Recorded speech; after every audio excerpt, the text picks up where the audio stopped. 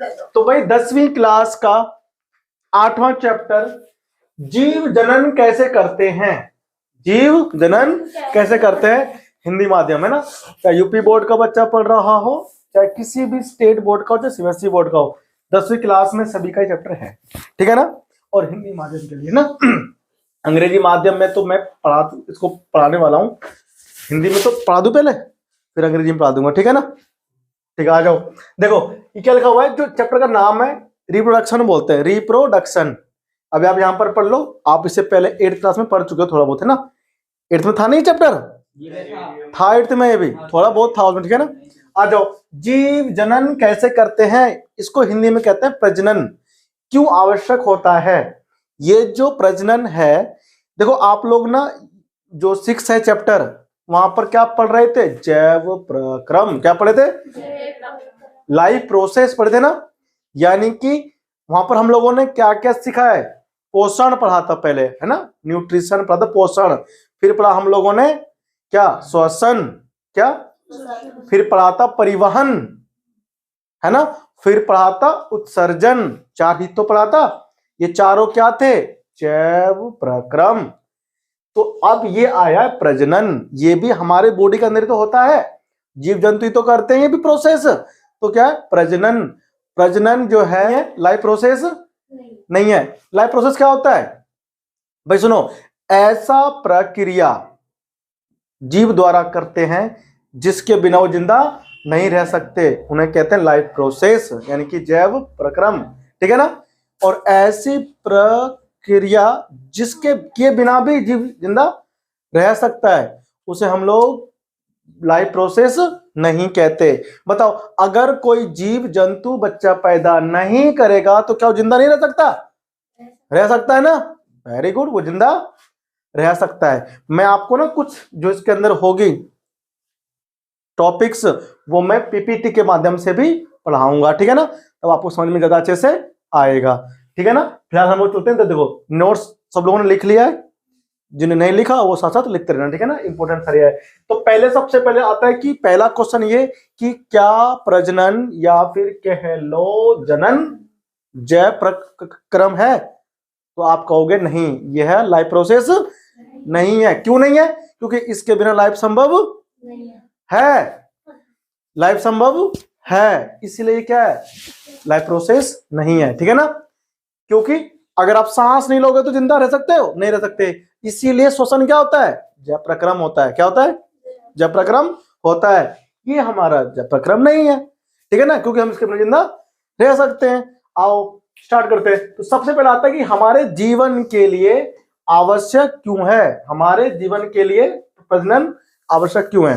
देखो, अगर प्रजनन नहीं होगा तो जीव अपने जैसा जो जीव है दूसरा वो उत्पन्न नहीं करेगा। अगर ऐसा नहीं होगा तो जीवन खत्म हो जाएगा। क्या बोलते हैं, हर एक फैमिली वाले क्या बोलते हैं कि हमारे फैमिली में शादी होती है, बच्चा पैदा होता है ना, क्यों, उसका वंश आगे बढ़ता रहे बढ़ता रहे। अगर कोई किसी घर में मान एक भी लड़का नहीं हुआ तो क्या कहते हैं, उसका वंश आगे नहीं बढ़ेगा, खत्म हो जाएगा ना, क्या बोलते हैं, उसकी फैमिली खत्म हो जाएगी। ऐसे ही हमारे पास जीव जंतु होते हैं। अगर अमीबा है, सबसे छोटा जीव होता है, एक कोशिकीय जीव होता है जो केवल एक सेल का मिलकर के बना होता है। अगर वो जीव एक से दूसरा नहीं बनाएगा तो क्या हो जाएगा, खत्म हो जाएगा, है ना। इस दुनिया में जो भी पैदा होता है मरता है, नहीं मरता है, मरता है ना। तो अपने जीवन को बनाए रखने के लिए इस पृथ्वी पर क्या जरूरी है, प्रजनन। क्या प्रजनन क्या होता है, एक जीव प्रजनन करके अपने ही जैसा दूसरा जीव उत्पन्न करता है, इस प्रक्रिया को कहते हैं प्रजनन। क्या कहते हैं, एक शब्द में कहते हैं जनन, ठीक है ना। तो देखो क्या लिखा हुआ है, जनन वह प्रक्रिया है जिसके द्वारा सजीव अपने जैसे नए जीव उत्पन्न करते हैं, ठीक है ना। जैसे कि इंसान का बच्चा इंसान ही तो बनता है, कुत्ते का बच्चा कुत्ता पैदा होता है नहीं होता है। बिल्ली भी बच्चे देती है तो उसके भी बच्चे होते हैं, तो बिल्ली होते हैं ना। क्या बिल्ली कुत्ते को जन्म दे सकती है, नहीं, क्योंकि बिल्ली अपने जैसा बच्चा देगी जन्म, है ना। इसे बोलते हैं जनन। समझ में आया सबको, नहीं आया, बोलो आ गया। अब क्या बोलता है, यह पृथ्वी पर जीवन की निरंतरता यानी कॉन्टिन्यूटी मतलब कि लगातार लाइफ को बनाए रखने के लिए आवश्यक है। ठीक है ना? ठीक है भाई, समझ में सबको आ रहा है नहीं आ रहा है? देखो, यह पृथ्वी पर जीवन की निरंतरता को बनाए रखने के लिए क्या है? आवश्यक है। कोशिका के केंद्रक में पाए जाने वाले गुणसूत्रों के डीएनए डीऑक्सी राइबोन्यूक्लिक अम्ल होता है फुल फॉर्म। भाई हम सभी लोग किससे मिलकर के बने हुए? कोशिकाओं से मिलकर के बने हुए। हमारे शरीर में कोशिकाएं होती है, कोशिकाओं के अंदर क्या होता है? केंद्र होता है। क्या होता है? केंद्रक होता है। उस केंद्रक के अंदर धागे जैसी संरचना होती है। जैसे धागा खोलते हो रील का, तो धागे जैसी संरचना होती है। उस संरचना के अंदर क्या होता है? डीएनए। क्या होता है? डीएनए यानी कि डीऑक्सी राइबोन्यूक्लिक अम्ल, अंग्रेजी में हम इसको बोलते हैं डीऑक्सी राइबोन्यूक्लिक एसिड बोलते हैं। इसमें क्या होता है? जैसे मान लो कि अन्नू है, सामने बैठी है, इसकी शक्ल देखो, इसके पापा पे जा रहा होगा या फिर इसकी मम्मी पे जा रहा होगा? जा रहा होगा ना भाई, घर में किसी न किसी को जा रहा होगा। तो क्या हुआ? उस पापा मम्मी की जो शक्ल की जो इंफॉर्मेशन है, जो सूचनाएं हैं, वो इसके अंदर कैसे आया? वो डीएनए के जरिए आया। क्या आया? डीएनए के जरिए। तो डीएनए क्या होता है? अनुवांशिक पदार्थ होता है, या कह लो मटेरियल होता है, जो कि एक पीढ़ी से दूसरी पीढ़ी के अंदर लेकर के आता है। किस चीज को? इंफॉर्मेशन को, सूचनाओं को। ठीक है ना? लक्षणों को। किसको? इसके लक्षण बोलते नहीं, पापा पे गई है, ये मम्मी पे गई है, वो मम्मी पे गई नहीं है, मम्मी के गुण उसके अंदर आ गए। क्या आ गए उसके अंदर? मम्मी के गुण आ गए। तो ये जो गुण आए हैं, इसे लेकर के कौन आया है उस पीढ़ी से इस पीढ़ी में? पापा से, मम्मी से। कौन लेकर के आया बच्चों में? डीएनए। डीएनए को बोलते हैं जेनेटिक मटेरियल, आनुवांशिक मटेरियल या आनुवांशिक पदार्थ बोलते हैं। कहाँ होता है? कोशिका के केंद्र में होता है। धागे जैसी स्ट्रक्चर होती है, संरचना होती है। उस धागे जैसी संरचना को कहते हैं क्रोमोसोम। क्या कहते हैं? ठीक है ना? और उसके अंदर क्या होता है? डीएनए। क्या होता है? ठीक है ना? तो डीएनए होती है। हम लोग ना ये चैप्टर और इससे अगला चैप्टर 9वां बेहतरीन है, इंटरेस्टिंग है, मस्त है। जो पढ़ेगा ध्यान से उसको समझ में आएगा। तो ये कहना चाह रहे हैं, कोशिका के केंद्रक में पाए जाने वाले गुणसूत्र के डीएनए। गुणसूत्र कौन होते हैं? एक्स और वाई, जिसे आप जानते हो। ठीक है ना? और एक्स एक्स हो सकता है, फिर एक्स वाई हो सकता है। इन्हीं को कहते हैं धागे जैसी संरचना। और इसी के अंदर क्या होती है? डीएनए। ठीक है ना? उस धागे जैसी संरचना को क्या कहते हैं? क्रोमोसोम कहते हैं। क्या कहते हैं? क्रोमोसोम। ठीक है ना? उसी के अंदर क्या होता है? डीएनए। तो डीऑक्सी राइबोन्यूक्लिक अम्ल। ठीक है ना? एक इसका भाई है आरएनए, उसमें डीऑक्सी हटा दो, क्या बचेगा? राइबोन्यूक्लिक अम्ल। क्या बचेगा? हाँ, कि अणु में आनुवांशिक गुण होते हैं। क्या होते हैं? अब ये आनुवांशिक गुण क्या होता है? वही लक्षण जो पापा के मम्मी के बच्चों में आते हैं। ठीक है ना? एक पीढ़ी से दूसरी पीढ़ी में आते हैं। ठीक है ना? उसे बोलते हैं आनुवांशिक गुण या लक्षण। ठीक है ना? मैं पापा पे गया हूँ, ये मम्मी पे गई है अपने, है कि नहीं? ऐसे पापा पे गई है, पापा पे गई है, तो पापा के लक्षण इसमें आए हैं, इसमें मम्मी के लक्षण भी हैं। जब इसके बच्चे होंगे ना, तो उसमें फिर इसके लक्षण जाएंगे। समझ में आया है कि नहीं? चांदनी के बच्चे होंगे तो उसके लक्षण उसमें होंगे। तो ये लक्षण लेकर कौन जाएगा? डीएनए। कौन ले जाएगा? डीएनए ले जाएगा। ठीक है ना? मेरे बच्चे होंगे तो मेरे पे जाएंगे। ठीक है ना? आ जाओ, कौन लेके जाएगा? डीएनए लेके जाएगा। गुलशन के बच्चे नहीं होंगे, उसके लक्षण ही नहीं जाएंगे। ठीक है ना? समझ आया सबको? चैप्टर बहुत ही इंटरेस्टिंग है, मजेदार है, पढ़ेंगे। ठीक है, आगे आ जाओ। क्या बोलता है? सुनो, डीएनए प्रतिकृति बनाता है। प्रतिकृति क्या होता है बताओ? प्रतिकृति का मतलब होता है अपने जैसा दूसरा, अपने जैसा फोटोकॉपी करता है। क्या करता है? तुम लोग क्या करते हो? पेपर की ना फोटोकॉपी करने वाले के लिए जाते हो मशीन पे, फोटोकॉपी करता है, एक रखता है ऊपर ओरिजिनल, स्कैन करता है, नीचे डिक्टो निकलता है ना? लेकिन बिल्कुल डिक्टो नहीं निकलता है। बिल्कुल डिक्टो क्या हूबहू निकलता है? कुछ तो कमी आती है ना उसके अंदर, थोड़ा सा काला हो जाता है, या फिर जो शाइनिंग है, ब्राइटनेस है, थोड़ी सी कम हो जाती है ना? अलग से पहचान में आता है कि फोटोकॉपी है, ये आती नहीं है। तो वो जो कॉपी बननी है, एक कॉपी की दो कॉपी, ऐसे ही हमारे बॉडी के अंदर जब एक कोशिका से दूसरी क्या बनती है? कोशिका बनती है। तो जो पहली कोशिका में जो डीएनए था, उसकी डिक्टो कॉपी बनती है। दूसरी क्या बनती है? डीएनए की कॉपी बनती है, जो कि दूसरी उसमें सेल में जाती है। सेल में, तो जो दूसरी सेल में जो जा रही है डीएनए, वो कॉपी होकर जा रही है। तो उस कॉपी को हम लोग बोलते हैं प्रतिकृति। क्या बोलते हैं?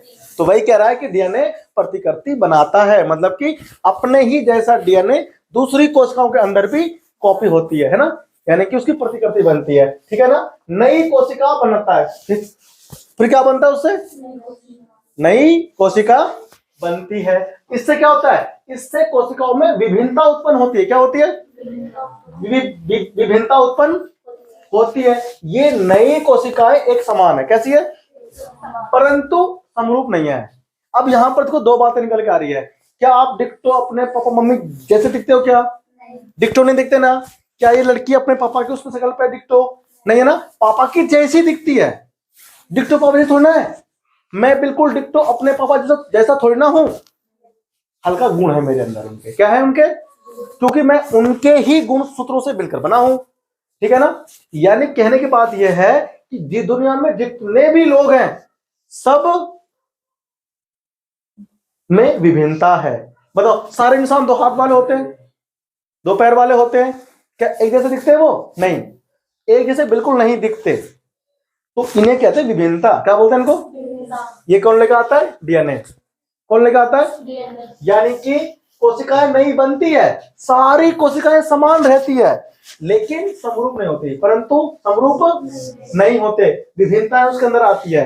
अब विभिन्नता क्यों आती है, हम सभी के सभी एक जैसे क्यों नहीं दिखते, इसके शकल मेरे जैसे क्यों नहीं है, इसके शकल उसके जैसे क्यों नहीं है, उसके शकल उसके जैसे क्यों नहीं है, अलग अलग क्यों है, क्योंकि विभिन्नता की वजह से।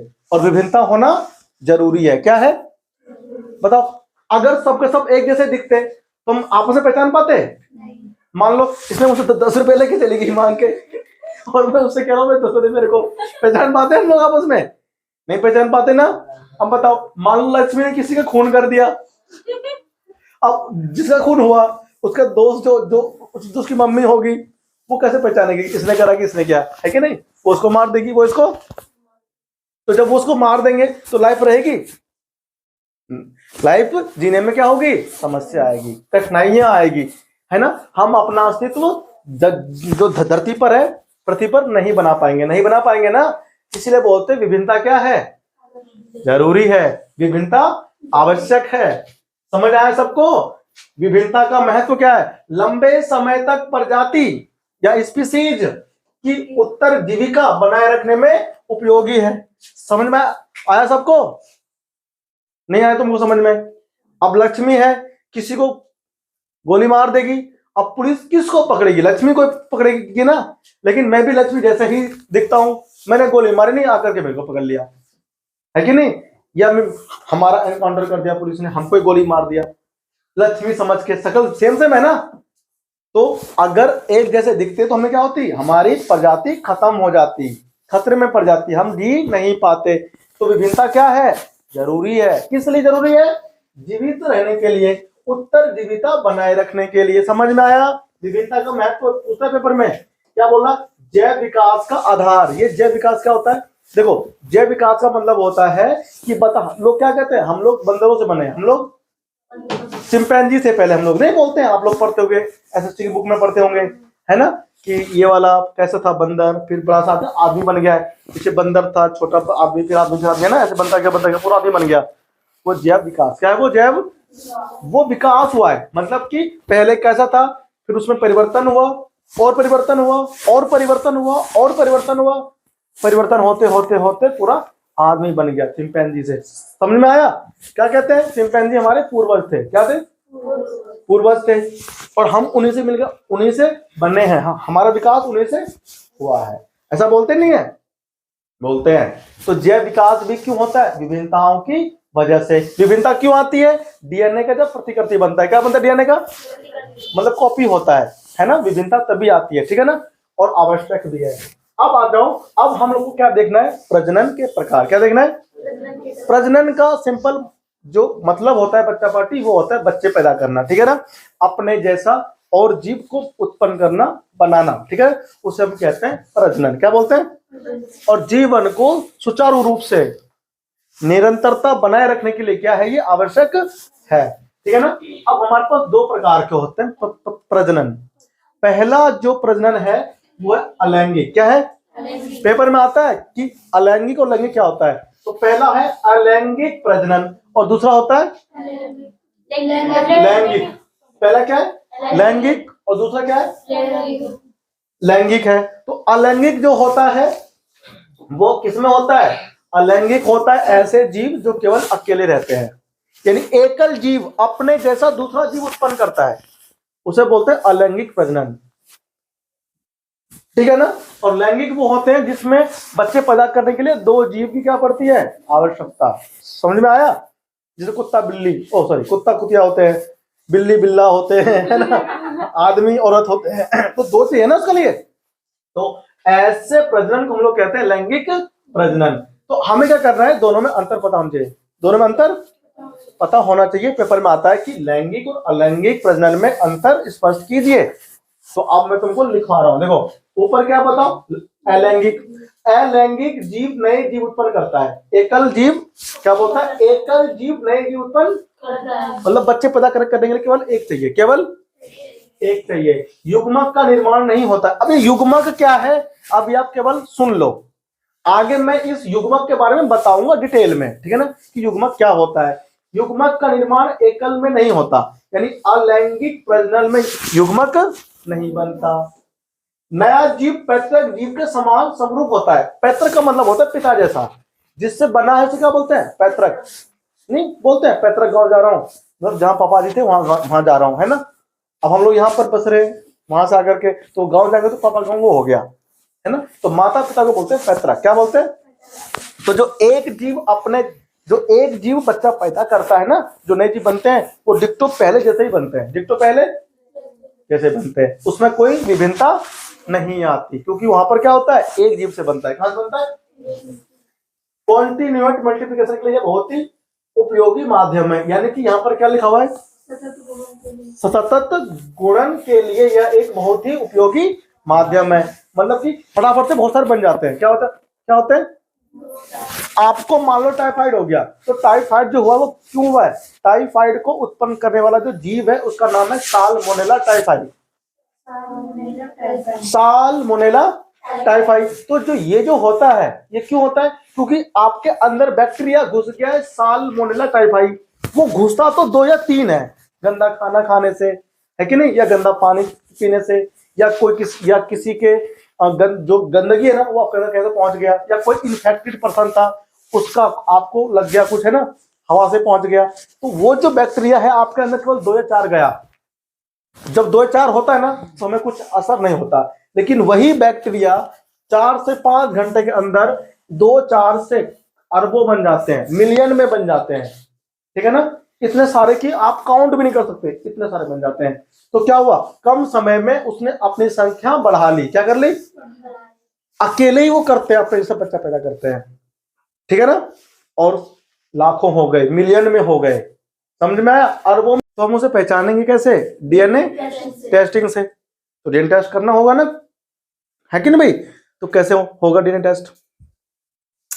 जो उसका जो पिता का जो होगा आनुवांशिक गुण और बच्चे का बिल्कुल सेम होगा, बिल्कुल सेम होगा। तो क्या बोलता है? प्रजाति में विभिन्नताएं उत्पन्न करने में सहायक होता है। विभिन्नता का मतलब क्या होता है? एक जैसा ना दिखे, सब लोग अलग अलग दिखते हो ना। तो ये वही कह रहा है कि जब प्रजनन होता है लैंगिक तब विभिन्नता उत्पन्न होती है। उच्च वर्ग के जीवों में पाया जाता है लैंगिक प्रजनन। कहां? उच्च वर्ग मतलब इंसान हो गया, कुत्ता बिल्ली, है ना, गाय भैंस, इन सब में क्या होता है? लैंगिक प्रजनन, क्योंकि इनमें हमेशा 2 जीव की क्या पड़ती है? आवश्यकता, नया संतान उत्पन्न करने के लिए, ठीक है ना। तो पहले हमको विस्तार से कौन सा पढ़ना है? हमको पहले पढ़ना है अलैंगिक प्रजनन की विधियां। क्या पढ़नी है? देखो सबसे पहले इसमें आता है विखंडन। क्या होता है? विखंडन का मतलब होता है जो एक जीव होता है ना वो टूट करके 2 जीव बन जाए, या 3 जीव बन जाए, ठीक है ना, या 4 बन जाए, या कुछ भी बन सकता है, कितना भी, उसे हम बोलते हैं विखंडन। क्या बोलते हैं हम लोग? विखंडन। तो विखंडन के अंदर क्या होता है कि इस प्रक्रिया में एक कोशिका 2 या 2 से अधिक कोशिकाओं में विभाजित हो जाती है, ठीक है ना। अब ये हमारे पास 2 टाइप के होते हैं विखंडन। एक तो होता है द्विखंडन। क्या होता है? द्विखंडन। द्वि मतलब 2, द्वि मतलब 2, मतलब एक कोशिका होगा वो विखंडित हो जाएगा, टूट जाएगा, और 2 जीव बना देंगे। देखो सबसे बढ़िया एग्जांपल है अमीबा। क्या? अमीबा सबसे पहला एग्जांपल, और आपको याद भी रखना है, और दूसरा है लेशमेनिया। क्या है? लेशमेनिया। तो ये तो आपको क्या याद रही है ना रहे, ये लेशमेनिया है, दोनों चीज जो है ना। देखो ये होता है अमीबा, टेढ़ा मेढ़ा शेप है ना आकार का होता है, देखो ऐसा दिखता है। ये आपका क्या हो गया? अमीबा। फिर ये अपना आकार चेंज करता है, देखो ये बीच में केंद्रक होता है, बीच में केंद्रक होता है, फिर ये अपना आकार और बदलता है टेढ़ा मेढ़ा होकर के, ठीक है ना। फिर ये बनता है और दो, ये क्या हुआ? एक था ना वहां पर, दो बने, दो बन गए ना, बन गए। तो ये दोनों समान आकृति के हैं, समझ में आया आप लोग? देखो तो अमीबा में क्या हुआ? एक कल जीव है, कितने जीव बन गए? विखंडित हुआ ना, टूटा। विखंडन मतलब, विखंडन का मतलब हो गया टूट गया, तो दो में टूटा, तो इसे हम बोलते हैं द्विखंडन। क्या बोलते हैं? अमीबा। आपको ध्यान रखना है, पेपर में आएगा तो लिख देना। यह क्या? लेशमेनिया। A B C D E, और ये क्या हो गया? दिख रहा है बेटा? बहुखंडन का मतलब होता है 3 या 3 से अधिक खंडों में टूट जाना। एक जीव होता है, एक जीव होता है वो 3 या 3 से ज्यादा जीवों में खंडित हो जाता है, उसे हम लोग क्या बोलते हैं? बहुखंडन। बहु मतलब बहुत सारे, बहु मतलब हाँ, मल्टीपल फ्यूजन बोलते हैं हम लोग अंग्रेजी में। जीव बहुत सारी कोशिकाओं में विभाजित होकर विकसित हो जाती है, बोलना नहीं है, ठीक है ना। देखो इसमें एग्जांपल क्या है? प्लाज्मोडियम। अभी प्लाज्मोडियम क्या है? बैक्टीरिया, वायरस है। क्या है ये? बैक्टीरिया है, जीवाणु है, बहुत सूक्ष्म जीव होता है ये। क्या होता है इससे? मलेरिया। क्या होता है? सर्दी न खांसी मलेरिया हुआ कभी? मलेरिया होता है। क्या होता है? मलेरिया। ये प्लाज्मोडियम कब होता है? एक मच्छर है, उसका नाम है मादा एनाफिलीज मच्छर। जब वो काटती है ना, तब ये हमारे रक्त में छोड़ देती है प्लाज्मोडियम नाम का बैक्टीरिया जीव, ठीक है ना। और हमारे अंदर 2-3 छोड़ता है वो, और लाखों हो जाते हैं केवल 2 से 4 घंटे में, और फिर तुमको कभी छूटती है, बुखार आता है, ठंड लग करके, है ना, तब कहते हैं मलेरिया हो गया। क्या हो गया? मलेरिया। तो ये हमारा बैक्टीरिया है, जीवाणु है, जिसकी वजह से क्या होता है? बुखार होता है। तो ये क्या होता है? इसके अंदर होता है बहुखंडन। क्या होता है? बहुखंडन। आ जाओ, अब आता है खंडन। वो था कौन सा? विखंडन, जब टूट रहे थे 2 या 2 से अधिक में। ये क्या है? खंडन। इस प्रजनन विधि में सिंपल संरचना वाले बहुकोशिकीय जीव, वो था किसमें? एक कोशिकीय जीव में। ऐसा जीव जो केवल एक ही कोशिका से मिलकर के बना होता है, उसे हम क्या बोलते हैं? एक कोशिकीय जीव बोलते हैं। समझे आप लोग? यहाँ पर खंडन होता है किसमें? जो जीव बहुकोशिकीय होते हैं। क्या होते हैं? जिसमें ज्यादा होती हैं कोशिकाएं, उसमें क्या होते हैं? बहुकोशिकीय जीव विकसित होकर छोटे छोटे टुकड़ों में खंडित हो जाता है। क्या हो जाता है? ये टुकड़े वृद्धि कर नए जीवों में विकसित हो जाते हैं, ठीक है ना। अब देखो एग्जाम्पल क्या है इसका? स्पायरोगायरा। क्या है ये भी टूट रहे हैं बहुत सारे जीवों में, लेकिन ये बहु कोशिकीय जीव में हो रहा है। और जो ऊपर 2 होते बहुखंडन और द्विखंडन, ये एक कोशिकीय जीव में हो रहे थे। समझ में आया? दोनों ही क्या है? अलैंगिक प्रजनन। क्या है? इसका जो एग्जाम्पल वो क्या है? स्पायरो गोयरा, नहीं गायरा, स्पायरो गायरा। अब यहाँ पर वो फ्रेगमेंटेशन इन स्पायरो गायरा। देखो ये एक जीव है, सॉरी ये क्या है? एक जीव है। अभी क्या हुआ? एक जीव यहाँ से टूटा और टूटकर 2 नए जीव बन गए। बन गए नहीं बन गए? इसे हम लोग कहते हैं क्या? बहुखंडन। क्या बोलते हैं? अब आता है पुनरुद्भवन। पुनरुद्ध भवन, उसका जो दूसरा नाम है वो यहाँ पर लिखा हुआ है, ठीक है ना। इसमें क्या होता है? इस विधि में किसी कारणवश जब कोई जीव कुछ टुकड़ों में टूट जाता है, तो प्रत्येक टुकड़ा नए जीव में विकसित हो जाता है। मान लो ये एक जीव है, ये क्या है? एक जीव है, और यहाँ से टूट गया, मान लो नीचे गिर गया, और गिरते ही टूट गया, 2 टुकड़े हो गए। अब दोनों, अच्छा ये खुद एक जीव था, नीचे गिर गए, गलती से टूट गए, तो जितने टुकड़ों में टूटेगा वो सारे टुकड़े एक नए जीव बन जाएंगे। क्या बन जाएंगे? एक नया जीव बन जाएगा। तो ये किसे हम लोग क्या बोलते हैं? पुनरुद्भवन। क्या बोलते हैं इसको? इसका जो बर्थ है फिर से हो गया, बर्थ मतलब ये फिर से पैदा हो गया, है ना, इसे बोलते हैं पुनरुद्भवन। इसका जो एग्जाम्पल वो किसमें, प्लेनेरिया और हाइड्रा। या आपको कई कई बार घर पे पढ़ना पड़ेगा, ध्यान रखने पड़ेंगे, एग्जाम्पल लिखने पड़ेंगे, लिख लिख के देखने पड़ते हैं, ठीक है ना, तब ये याद होते हैं, ऐसे याद नहीं होते मुंह से ही हवा हवाई। देखो ये कौन है, ये है प्लेनेरिया। क्या है ये, एक जीव है जो बहुत सारी कोशिकाओं से मिलकर के बनी है। अब दो तीन में टूट गए, क्या हो गए, तीन में देखो तीन नए नए जीव बन गए, बन गए ना, बन गए। अब ये कौन है, हाइड्रा, ये भी गलती से टूट गया, मान लो बीच में से यहाँ से और यहाँ से तीन भाग में टूट गया, देखो तीनों नए जीव बन गए, तीनों। इसे बोलते हैं पुनरुद्भवन, किसको, इस विधि को। अब कौन आता है, मुकुलन। क्या आता है, मुकुलन में क्या होता है कि जीव के शरीर पर एक उभार उत्पन्न हो जाता है। क्या होता है, देखो ये उभार उत्पन्न हो गया ना। अब ये उभार उत्पन्न होते होते होते होते एक नया जीव बन जाएगा, एक नया जीव। जब ये जीव पूरा विकसित हो जाएगा तब इससे अलग हो जाएगा, इससे अलग डिक्टो इसके जैसे कि नहीं है, क्योंकि अलैंगिक प्रजनन है तो इसमें जो नए जीव बनेंगे वो बिल्कुल पैतृक जीव के बिल्कुल समान ही बनेंगे। समझ में आया तुम लोगों को। अब देखो ध्यान से, इसमें क्या होगा फिर, तो इस विधि को हम लोग बोलते हैं मुकुलन। क्या बोलते हैं, एग्जाम्पल क्या है इसका, हाइड्रा ईस्ट मतलब होता है खमीर। क्या होता है, बनाते रहे छोले भटूरे, तो क्या करते हैं उसके अंदर वो डाल देते हैं कुछ, रात को घूम करके छोड़ देंगे और कल को बनाएंगे मॉर्निंग में, है ना, ठीक है ना। तो उसमें क्या होता है, उसमें हम लोग कहते हैं सोडा। क्या कहते हैं, खमीर, उसमें उत्पन्न होता है खमीर, CO2 गैस बाहर निकलता है, ठीक है ना। तो खमीर भी क्या एक जीव है जो कि ऐसे करता है प्रजनन, ठीक है ना। अब आता है बीजाणु संघ। क्या आता है, समाज संघ, ठीक है ना।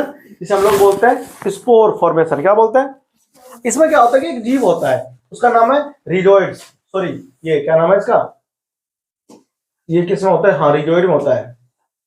इसमें क्या होता है, ये ना जीव बहुत छोटा होता है, वो दिखता नहीं है, ठीक है ना। इसमें क्या होता है, देखो ध्यान से, ये हमारे पास एक फल सा होता है ना, इस फल के अंदर क्या होता है, छोटे छोटे बीज होते हैं बहुत सारे, उसके अंदर पैक होते हैं, फिर ये परिपक्व होता है, पकता है, और पकने के बाद क्या होता है, एकदम से फट जाता है और फट करके नीचे गिर जाता है। फिर बरसात होती है, नमी आता है, नमी मिलते ही रोशनी मिलता है उसको, नमी मिला, रोशनी मिला, पानी मिल गया, अच्छे से हवा मिल गया, और ये क्या हो गया, फिर से टर्मिनेट हो गया, यानी इसका वो अंकुरित हो गया। क्या हो गया, और जीव बन जाता है, फिर एक नया जीव बनता है। क्या बोलता है, कुछ जीवों के तंतुओं के सिरे पर बीजाणुधानी बनती है, इसे बोलते हैं बीजाणुधानी, ठीक है, जिनमें बीजाणु होते हैं। जो छोटे छोटे बीज है ना कुछ दिख रहे हो निकलते हुए, इसे बोलते हैं बीजाणु, और जिसमें ये है उसे बोलते हैं बीजाणुधानी, बीजाणुधानी। अब क्या होता है, बीजाणु गोल संरचनाएं होती है, देखो ये है ना बिल्कुल गोल, जो एक मोटी भित्ति से रक्षित होती है, मतलब घिरी रहती है उस। और क्या होता है, अनुकूल परिस्थिति मिलने पर बीजाणु वृद्धि करने लगते हैं। क्या करने लगते हैं, फिर क्या बनाते हैं, नया जीव।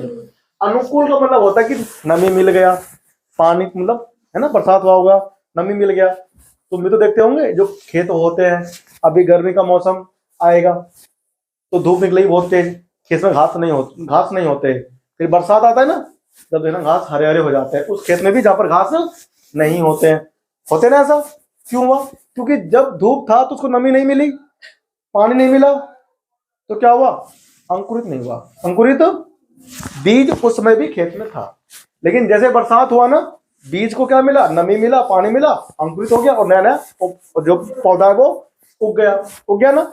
उसे बोलते हैं क्या चीज, अनुकूल परिस्थिति में वो जन्म ले लिया, उसने नया पौधा बन गया अंकुरित होकर के। समझ में आया। ऐसे इसमें होता है, गिर के रहते हैं, गिर के बरसात आता है, नमी मिलती है, नया जीव बन जाता है। समझ में आया। ये क्या बोलते हैं इसको, बीजाणु समासंग। समझे आप लोग। इसे आप घर पे जाकर फिर से पढ़ना, समझ में आराम से आ जाएगा, कोई दिक्कत वाली बात नहीं। अब आता है कायिक प्रबंधन। क्या आता है, देखो कायिक प्रबंधन में क्या होता है, कुछ पौधों में नए पौधों का निर्माण उसके कायिक भाग, जड़ हो गया, है ना, ये क्या लिखा हुआ है, स्टेम, पत्तियां आदि से होता है, ठीक है ना। इसे कायिक प्रबंधन कहते हैं। बताओ, गुलाब बोते हैं ना, गुलाब का क्या बीज होता है, काट के लकड़ी और बो दिया, बन गया नया पौधा। वो क्या है, वो स्टेम से बना। किससे बना? स्टेम। उससे हम लोग ने काटा और पानी में उसमें बो दिया मिट्टी में, नया जीव और आराम से उग जाता है ना, उसे बोलते हैं कायिक प्रबंधन। वो स्टेम होता है। अब कह रहे हैं जड़। जड़ मतलब क्या है? डहेलिया, शकरकंदी, ये सब क्या होते हैं? ये सब जड़ी तो होते हैं। आप मूली खाते हो, जड़ खाते हो, जड़ तो होता है, वो जड़ी तो है, पत्तियां तो ऊपर है ना। वो इतनी मोटा मोटा मूला मूली बन गया, क्या बन गया? जड़ हो गया। तो आप जड़ खाते हो, है ना? हाँ, हम ही खाते हैं, हम भी खाते हैं। गाजर खाते हैं, वो भी हम लोग जड़ खाते हैं, है कि नहीं? तो क्या हुआ, जो हम लोग बोते हैं जड़ बोते हैं, शकरकंदी खाइए, ये क्या है? डहेलिया एक पौधा होता है, ठीक है ना, आपने कम देखा होगा। अब आता है स्टेम से। आलू खाते हो ना, आलू बोते हैं, इसका हम लोग क्या बोलते हैं? बीज बोते हैं? नहीं, आलू काट के बो देते हैं। आलू स्टेम होता है, ठीक है ना। आलू, अदरक भी ऐसे ही काट के बोते हैं, है ना। बीज आता है इनका कोई? इनका बीज नहीं आता, ठीक है, ध्यान रखना। पत्तियों द्वारा, तुम लोगों ने ना बहुत सारे देखे होंगे ऐसे ऐसे, जो कि पत्ती होती है और पत्ती के ऊपर ही नया पौधा उगने लगता है, नहीं देखा है? वो इसमें आता है। हाँ, बरायोफिलम की पत्तियों की कोर पर क्या उग जाती है? कलिकाएं होती है, जो विकसित होकर नया पौधा बनाती है। नर्सरी में जाना कभी, कहां पर? हाँ, रोड पे है, वहां आपको मिलेगा देखने को। कहना कि भैया हमको ऐसा पौधा दिखाओ जिसमें पत्ती है और पत्ती पर ही नया पौधा उग रहा है। हमने देखा था, हमने देखा है, ठीक है ना। सुई मुई का होता है, हाँ, वो आपको बताएंगे 7वें चैप्टर में। वो तो तुम्हारा आ ही नहीं रहा ना, इस बार कट गया 30% में, छोड़ो कोई बात नहीं। अब कौन आया? हाँ, आर्टिफिशियल विधियां, इसे बोलते हैं क्या? आर्टिफिशियल, जो हम खुद से तैयार करते हैं लैब वगैरह में, ठीक है ना।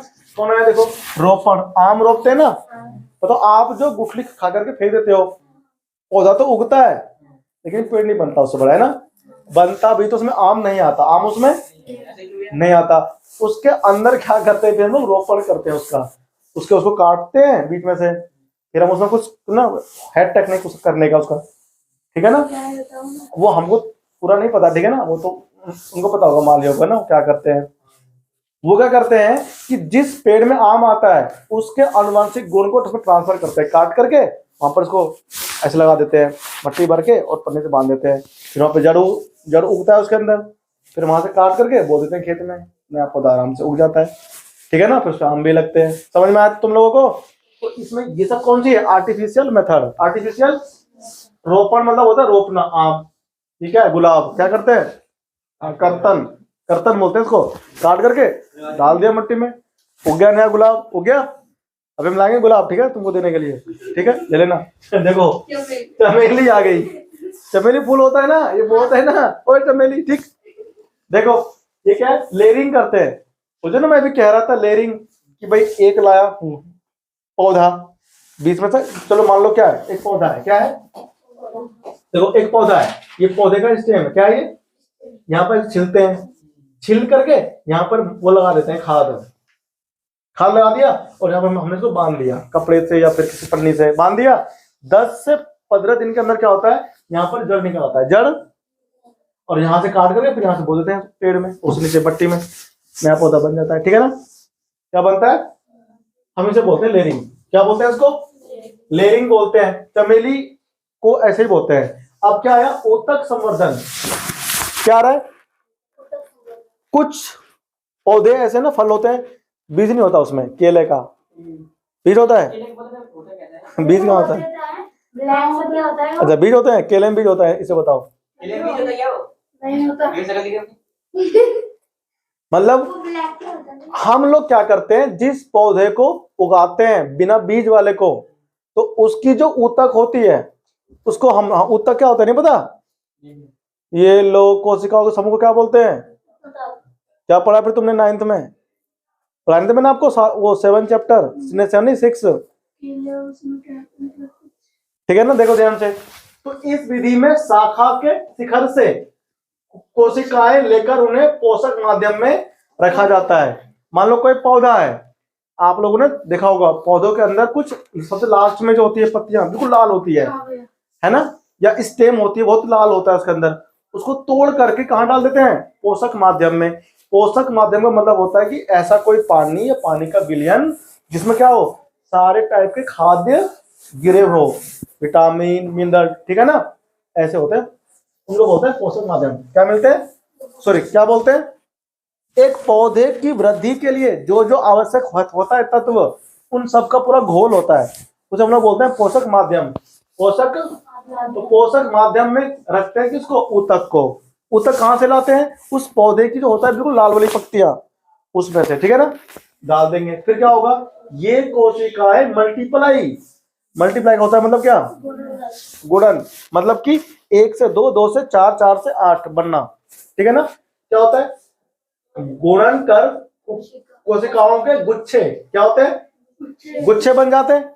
उस गुच्छे को हम लोग बोलते हैं कैलस। क्या बोलते हैं? कैलस कहते हैं।